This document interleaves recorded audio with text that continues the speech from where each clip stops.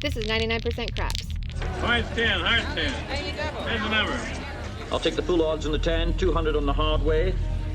The limit on all the numbers, 250 on the 11. Thank you very much. Say, you played this game before. Just once.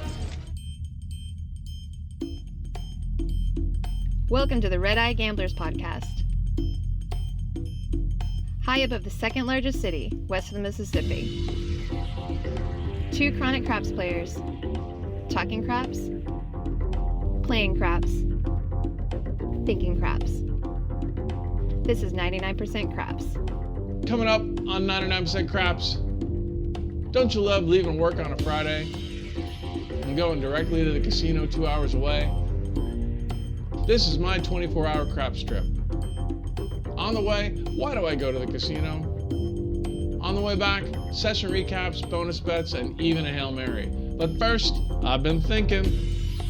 Wednesday, March 9th, 2022, episode 46. The Red Eye Gamblers present 99% Craps. Well, good evening, crap shooters. It is Friday night, and it is time to head to the casino and play some craps this weekend.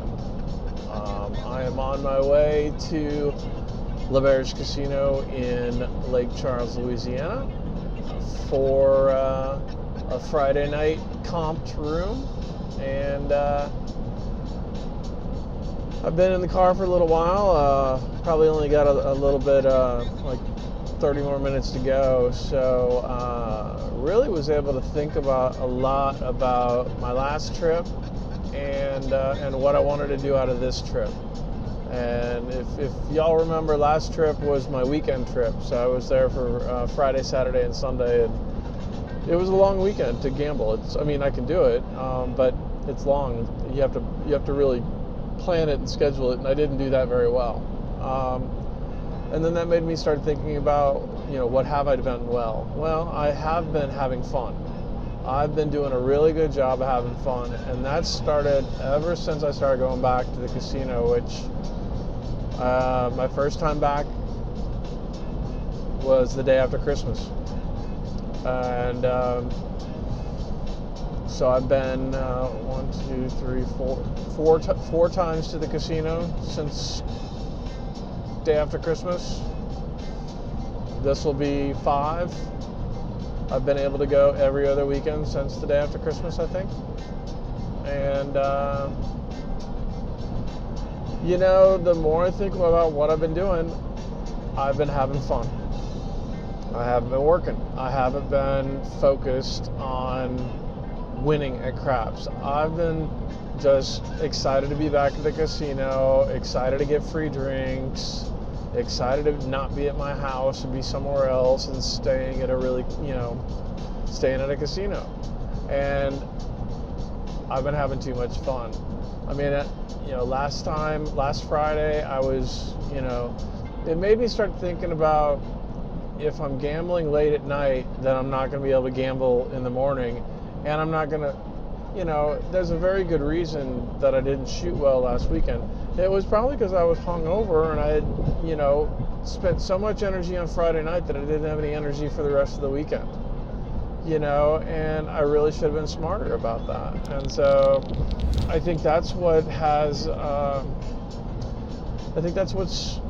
what I'm realizing now is and it's the big dilemma that we talk about at the very beginning. It's, are you playing to have fun, or are you playing to win money? And as much as you say you want to play for money, well, that means that you can't have so much fun. You got to work. So what I think I've decided to do for my strategy for tonight, or for this 24 hours, is I do want to play tonight. I like playing Friday night, so and I like playing that late, so maybe I'm playing from 11 to 1.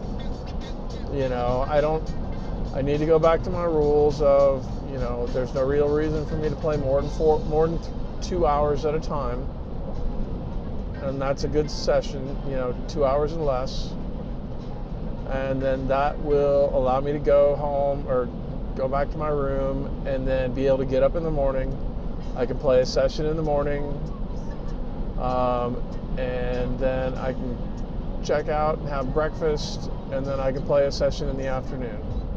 I could maybe play 2 sessions in the morning. I could probably play one at the Roll to Win, and then the rest at the Real Craps table. So I think, my goal is to play probably right around 3 or 4 sessions. And I think I figured that out. So I'm not going to stay up too late tonight, so I can get up in the morning and play, like from 8 to 10, and then I can play, from noon to 2, and then head out. And then that'd be good, and then I'll be back, for my next trip. Because that's the thing. I'm going regularly. I'm planning on going regularly for the rest of the year. So that means I really need to be just sticking to my goals, getting my percentage win, and building up my bankroll. And so that's what I'm going to do this trip. I'm going to change things around and not have as much fun and get to work and work at having this having a good crap session, or having several good crap sessions. So hopefully I'll be able to throw well, and hopefully there's a trend, and the tables are hot this weekend. It'd be nice to be there where the whole weekend's hot. Typically it's not like that, but you can wish for things, right? So I have been talking to a few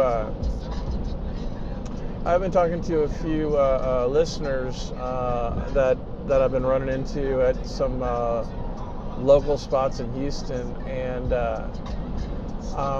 it reminds me that not a lot of you are advanced players, and a lot of you guys really, there's a lot of you guys that just don't know the rules and haven't had a chance to have someone explain them to you, or be with someone who can explain them to you. So that all being said, I think I decided that I'm gonna, Shotgun and I are gonna try to do another rules recap. Our first 3 episodes or 4 episodes were all about the rules, the table, and all the pieces and parts that make this game. And so and basically then the whole layout that's on the table. So I think that's what we're going to do, is we'll do a concise thing where last time it was 3 episodes. I think this time we might be able to just shove it all in 1 episode, and then that'll be a refresher for everybody. But anyway, so that's something to look forward to for my beginner folks out there. I apologize. I'm talking like me and Shotgun are talking to each other, and so we've been playing craps for more than 6 years together, regularly. So sometimes we forget that there's some people out there that haven't done as much as we have. So apologize for that, and I'll try to add a little more beginner content here and there. And so I'll do that definitely on the way back of what I think are some good situations for red chip players. So but yeah, bankroll, have the same bankroll, so I'm coming out with a good bankroll. And just Friday night, 1 tonight, maybe 3 total tomorrow, and then that'll be it, and then head out. So we'll see how it goes. I'm heading out a little, or getting in a little late. It'll be about 8:30 till I get in. So Friday traffic was a bitch. And let's see, anything else? I think that's gonna be it. All right, guys. Thanks for listening. I'll be back at you with trip report shortly. All right, adios.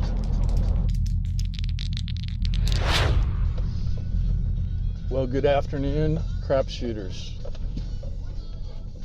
I am exiting the garage, and I've had a heck of a 24 hours. Did plenty of gambling, and actually broke even. So I got lucky there. Ended up playing 2 sessions last night and 3 sessions today, and thank goodness my later rolls were better than my beginning rolls. Last night I couldn't shoot for shit, and nobody was doing very well. So I think I gambled from probably about 10:30 until about midnight, and then walked around a little bit, and then came back and played from 1 to 2. And yeah, did not do well last night. And it was crowded. It was really crowded, actually. Friday night they had I got in like right about 8:30, and there was a little bit of line checking in, and then once I checked in and got back down to the casino, all 4 tables were full, and full being at least 6 a side. Some actually had 7 per side, and so that was I couldn't find any room. So I didn't play. I walked around. The roll to win table was completely full, and nobody was leaving there either. And so actually I went and played just a little bit, a couple $100 on the bubble craps machine. Push the button! Come on! Push the button! And I think I ended up losing $50. I think that's what I ended up doing. But I mean, it wasn't any fun. And the one thing that I was hoping to do on a Friday night was sit down someplace and have the waitress come by and give me drinks. And the waitress never came by the bubble craps machine. Came by the roll to win and every other table, and the roulette tables and everything else, but not the bubble craps. So lesson learned. And man, you really just have to get there early and get a spot, whether it's at the roll to win table or if it's at the real tables. But it was tough getting in on a Friday night. Now, well, the one thing I did notice is, after 11, after midnight, then you found spots. Then there were plenty of spots to get in and play. So I think that's kind of maybe my MO for next time is have dinner, chill out and do some things, and then come back to the table after 10:30, 11. And so I think that'll work for next time. And then but I never really had any good rolls. Seriously, I did a lot of 0.7 outs, a lot of PSOs, and never really had a roll over 5. Spent too much money on the bonus, and pretty much, I would do the bonus. And for those of you that don't know the bonus that I play, the bonus is the all tall small, in which case the small are hitting the numbers 2 through 6, and the tall is hitting the numbers 8 through 12. And if you hit both the tall and the small, then that's the all. The tall and small pay 34 to 1, and the all pays 175 to 1. And so they're good bonuses when you hit them. Anyway, that was I was spending money on that. And it was all the tables were $25 minimums, and so therefore I had a $25 pass line bet, and then I would put $10 on the tall and $10 on the small. When you're playing the bonus, if a 7 comes, then the bonus loses, and you have to start over. So any come out 7 you're losing your bet, and then you need to put it back up. So that's why I always play a pass line bet, because on a pass line bet, if 7 comes, you win on the come out. And so therefore, there's your hedge for the bonus bet. The other thing is a lot of places won't let you play on the bonus until or unless you have a pass line bet. So that's kind of one of those things. So I like having more money on the pass line than I do having at risk on the bonus. So that all being said, I was spending $25 on my pass line, and then 20 or $25 on the bonus. That's $50, and then I would play a number, an 8 most likely when I was going, and then that would have to be a $30 bet. So that's 50 plus 30, that's 80. And then there's no odds yet, and I was putting $50 odds behind my pass line bet. So 80 plus another 50, that's 130. So I'd have $130 at risk when I was rolling. And when you PSO, you lose all of that really quickly. So $130, 2, 3, 4, 5 times, and you go through your bankroll pretty quickly. So I was betting like I was gonna hit it, and I never hit it, and never really had a good roll, and so therefore I was getting knocked down 100 plus every time I rolled, and that was really tough catching up from. Actually, I didn't catch up. So last night I ended up being down $750. I was down close to $800. I bought in for $1,500, and so that was kind of my, all right, that's 50% up. I need to stop, and that's exactly what happened. Is I stopped when I was down to 50% of what I bought in for. And then so then I walked around from like midnight to 1, and then I started playing at 1 and played from 1 to 2, and was hoping I could catch up. I went to a different spot, went to a different table, started shooting, and again just couldn't shoot. And so this time I bought in for 1,000, and I think I ended up was down 300, and decided to stop. And then that was my Friday night. I'm like, okay, great. I'm down way too much money, and it is what it is. And I'm like, okay, Friday was a loss. And so what's Saturday gonna bring?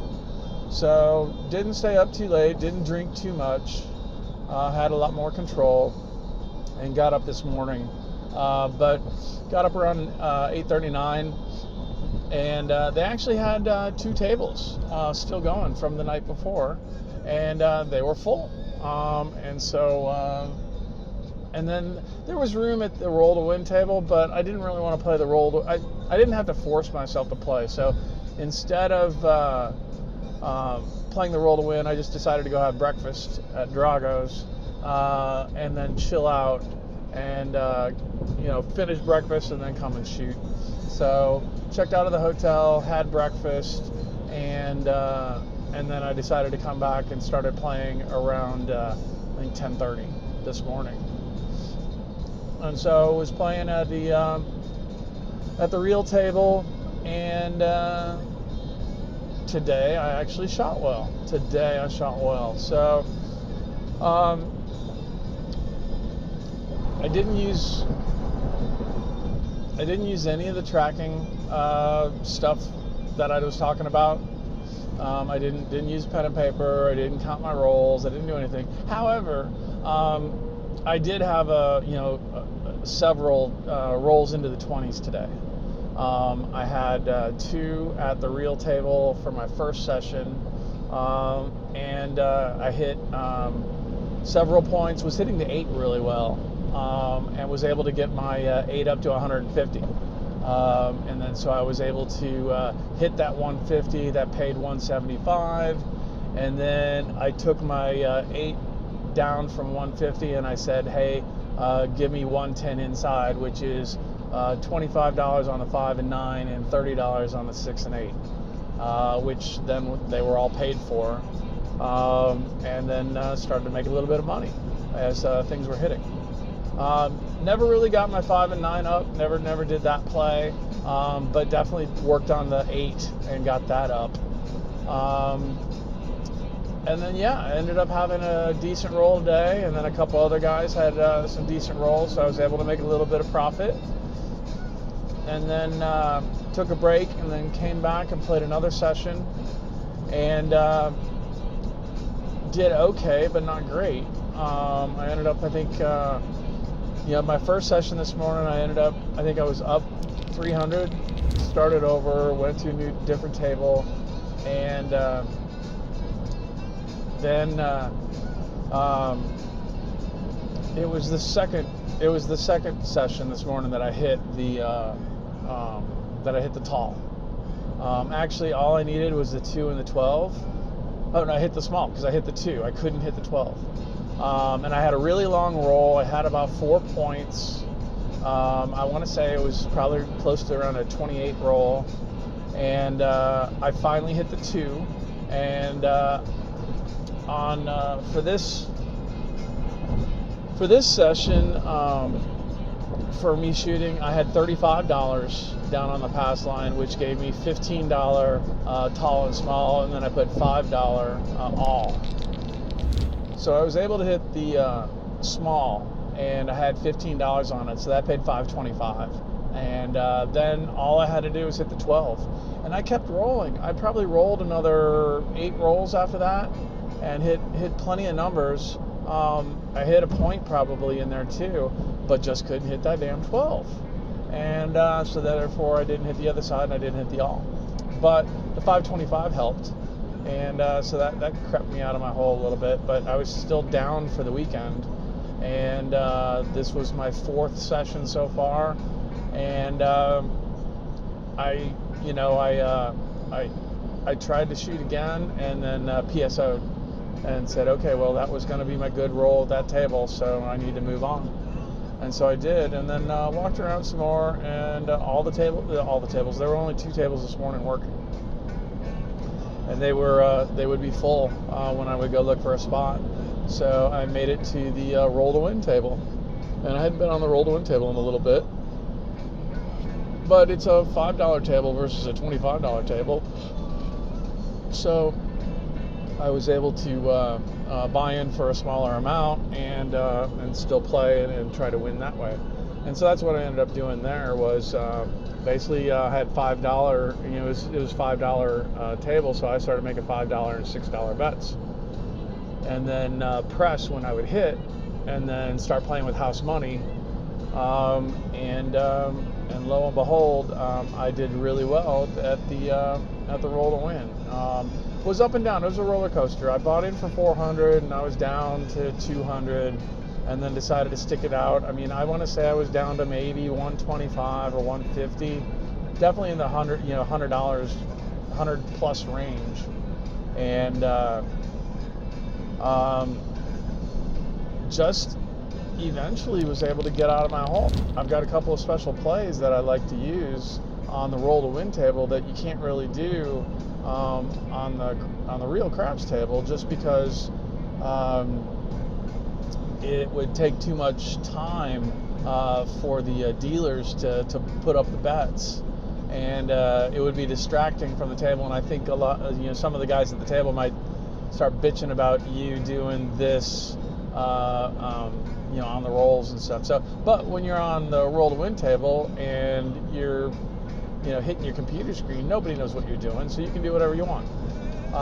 And so that bet that kind of got me out of my hole, which I call my Hail Mary bet, is on the come out at the roll to win machine. I end up laying across all the numbers. So you're laying the 4 and 10, the 5 and 9, the 6 and 8. And when you're doing lay bets on the come out, well, no matter what, when you're doing lay bets, the only way to win lay bets is have a 7 roll. When the 7 rolls, then you win your lay bets. You lose your lay bet when that number hits that you're on for the lay. So if you're laying the 4 and 10, which a lot of people you see lay the 4 and 10, and they'll do, they'll lay for 100 or lay for a couple hundred, and then it'll pay two pays one. So if you had $200 on the 4 and 10, then you would win $100. So your $200 bet wins 100. And so that's what the 4 and 10 does. Is it's a two pays one on the lay. On the 5 and 9, 3 pays 2, and then on the 6 and 8, 7 pays 6. 6 pays 5. So anyway, the cool thing with the roll to win table is you don't have to do any of the math. You also don't have to put the vig up front. Now that's why I wouldn't be able to do this at the real table, because at the real table you pay your vig up front. And the other thing is you would have to make them proper bets. And so with a table minimum of $25, you would need to do at least a $30 bet, most likely. Pay $1, and $30 would pay 15 on the 4 and 10. But you pay that, you'd basically have to have $31 out, so $62 total.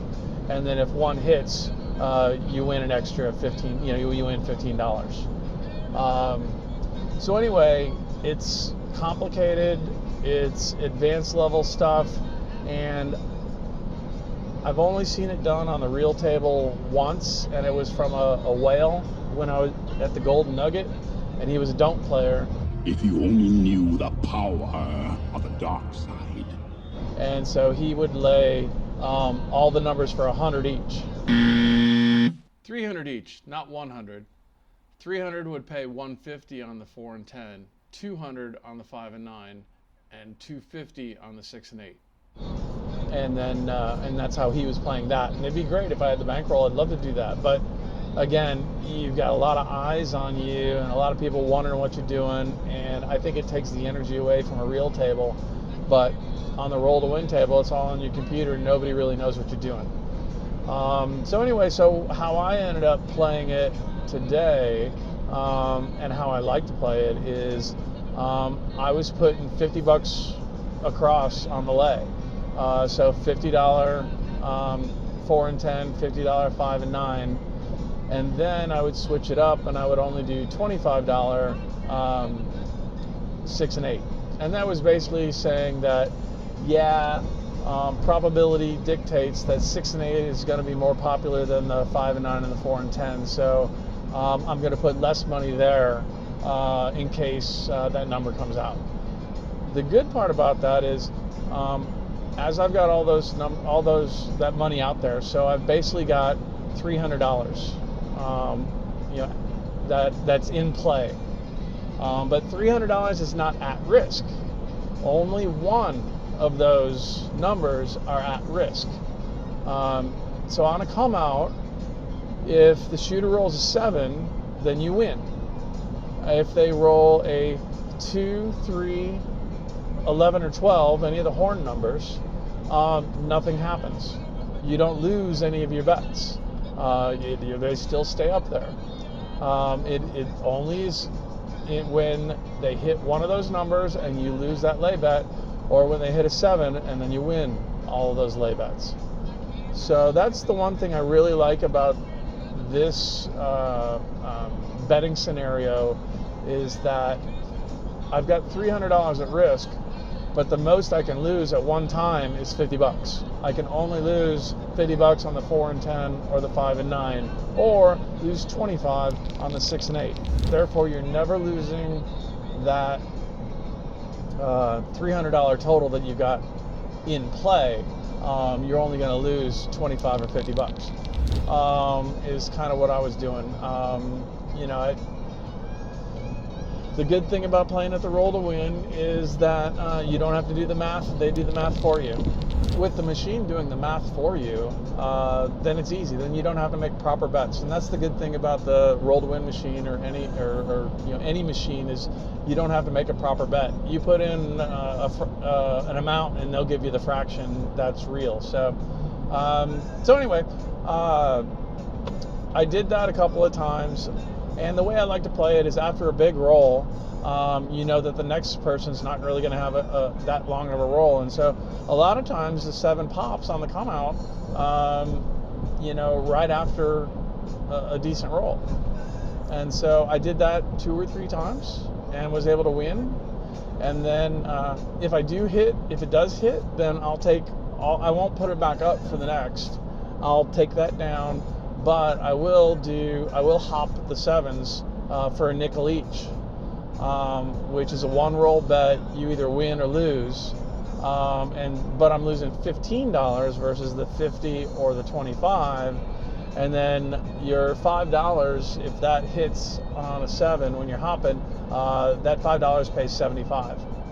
So after I was basically winning 200, and then another 75, and then the odds of them hitting 3 7s in a row is too tough, so I wouldn't bet again, and I would just chalk that up as a win. And so, yeah, I did that 3 times, and so basically, was able to get up a little bit, and then I ended up having a really, really good roll. That was the thing. The roll to win table actually had some good shooters, had some good shooters. They were random, but they were still good shooters. And so there was plenty. There were several rollers that shot, over 16 rolls. And then so I was playing the bonus on the roll to win table, and that's the one where you get basically money back for every multiple of 8. So it starts where you get your money back at 8 rolls, and then you get 3 times the money at 16, and then 24, and then 32, and then 40, 45, and 50. So I ended up rolling 30. I think I ended up rolling 34 because I got the 32. So I was able to get that bonus. That was nice. That got me up, and then I was shooting that long, I was able to get my bets up, and so I actually tripled my money today on the roll to win table. So I bought in for 400, but then cashed out for 12.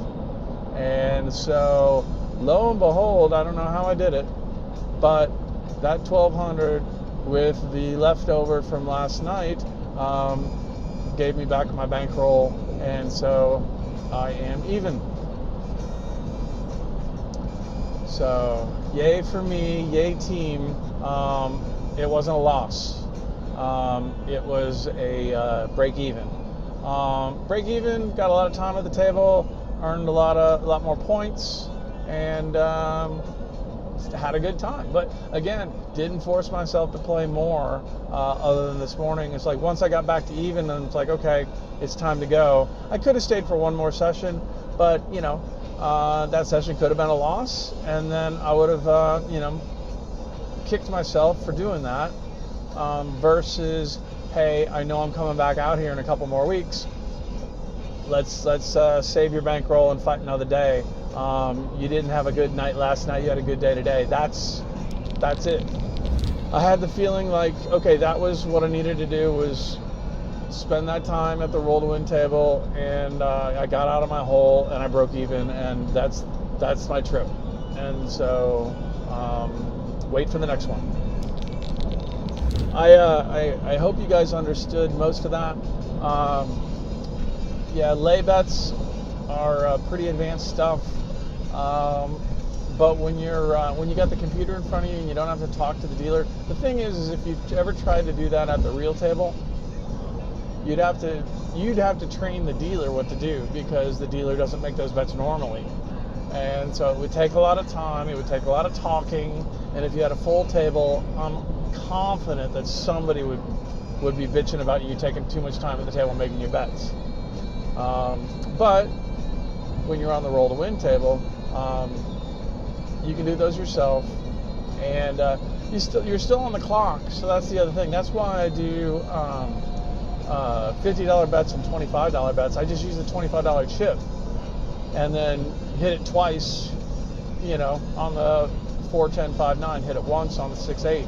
And there's the timer on the roll to win table. They moved it up. It's no longer 15 seconds in between rolls. It's 10 seconds in between rolls. So you really need to you really need to know what you're doing, because there's really not a lot of time anymore. So I don't think I need to be afraid or stay away from the roll to win table. I think I have a strategy for the roll to win table. It's, you're buying in for a smaller bankroll, but then you really work to play with house money and build that up. And so that's I think, what I'll do going forward on Friday nights is see if I can either get a spot on the real table, or get a spot early at the roll to win. And then Saturday is when I focus on playing at the real table and try to shoot and hit that bonus. So I'm very pleased that I was able to get out of my hole and go back to breaking even, because I guess that's ultimately my number one goal, is to come back with the money I brought. Then, if I can win, that's even better. But with the amount of gambling I'm doing, realistically, I'm going out for the weekend and not spending any money, or I'm spending money, but then, I'm breaking even where all that stuff's paid for from my gambling. And so if I would stay at home, I'd be out $150, $200 going out and having drinks and eating and stuff on a Friday night in any major city. But when you're at a casino, you really do have the opportunity to have that stuff for free or to have that stuff paid for. And I'm trying to take advantage of that as much as possible. So, but yeah, so I had a good time. I would like to be more successful, but again, I think in order for me to be more successful, I need to hit that bonus more often.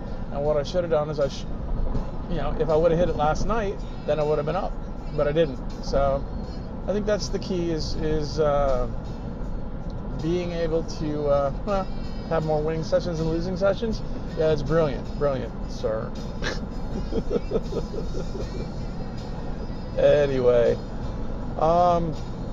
so heading back. It's the sun's still out. I didn't stay too late. It's the afternoon, and I will be coming back out here. I think in 3 more weeks, and then after that, I'll be out every 2 weeks. I've already got the hotel rooms I've got the hotel rooms booked already, all the way through April. So I've got.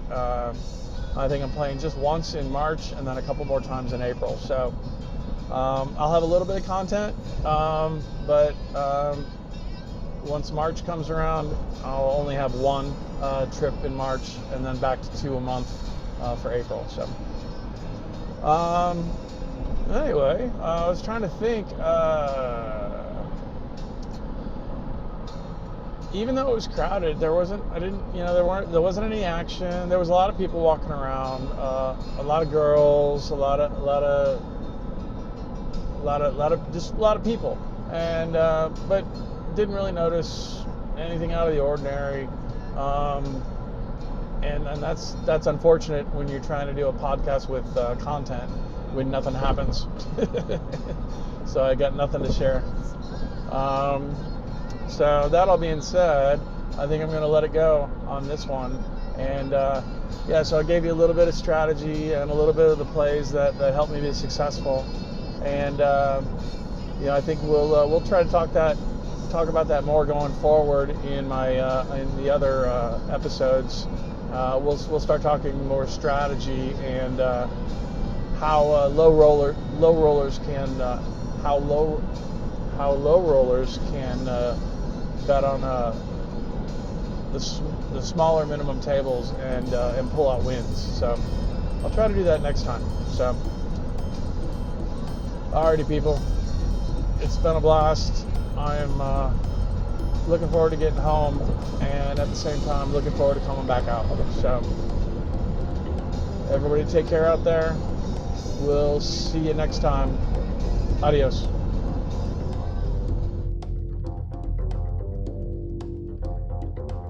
Coming up on our next episode, We're going from 24 hours to 48 hours. Weekend trip. Let's be gambling fools. The Red Eye Gamblers, thank you for your time and hope you got a little something out of this week's podcast. Here's to rolling sevens on the come out, and may your sixes and eights always be hard. Cheers.